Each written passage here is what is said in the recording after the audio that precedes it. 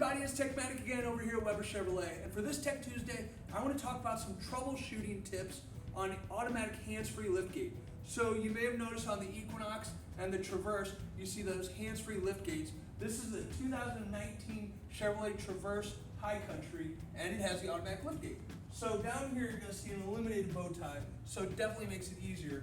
Now, if I want to open the liftgate, I'm going to kick to the left and the right, not too fast, not too slow, and I'm going to step back. Right? You'll see the tail lamps light up and the tailgate will go up. Keep in mind, I didn't go too fast, too slow, and I made sure I got out of the way. Couple things you want to make sure that you're doing. Like I said, not too fast, not too slow. Try to make sure you're going in that specific area. And there's also a setting that could be turned off on your driver's or in your radio. So if you have any questions, if it's not working right, feel free. Call, text, chat today. That's what we're here for. We'd love to help. Thanks a lot for watching, guys. Bye-bye.